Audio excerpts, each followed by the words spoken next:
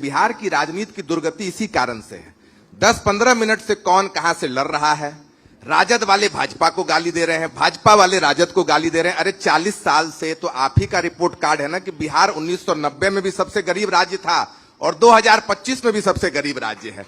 तो बिहार की जनता ये समझे कि हम लोग तो उन 1200 परिवार में से नहीं हैं, हम लोग उन 1200 परिवार में से नहीं हैं जो बिहार में राजनीति कर रहे हैं। अगर बिहार में एक मामूली परिवार के बच्चे को प्यून भी बनना है तो गांधी मैदान में हड्डी गलाना पड़ता है, BA-MA करके जाकर तमिलनाडु में काम करना पड़ता है, महाराष्ट्र में काम करना पड़ता है। लेकिन 1200 परिवार के बच्चे यहां पर राजनीति कर रहे हैं। कौन MLA बन जाएगा इससे बिहार की जनता को कोई फर्क नहीं पड़ता है। 40 साल से तो चुनाव हो ही रहे हैं। 8000 लोग आपको बता दें MLA बने ही हैं। क्या बिहार बदल गया? अरे एक बार भगवान के खातिर, अल्लाह के खातिर, जिस धर्म को मानते हो उसके खातिर बिहार की जनता जीतनी चाहिए। पार्टी और MLA जीतने से बिहार नहीं सुधरेगा। अब आप कहिएगा कि खाली आप बात कर रहे हैं।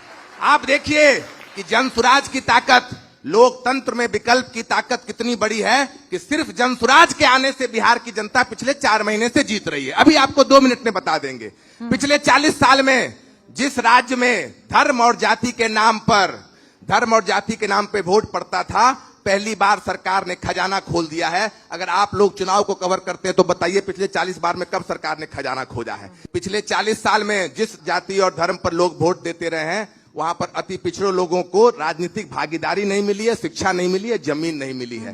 पहली बार युवाओं के बेरोजगारी पर, पलायन पर, भ्रष्टाचार में बातचीत हो रही है। ये पक्ष की बात है कि पक्ष इतना डर गया है कि अब मुफ्त में वोट नहीं मिलेगा। भैया काम नहीं करोगे, तिजोरी नहीं खोलोगे तो जनसुराज को वोट मिल जाएगा। ये जनसुराज की ताकत नहीं है, ये लोकतंत्र की ताकत। विपक्ष का देख लीजिए बौखलाहट।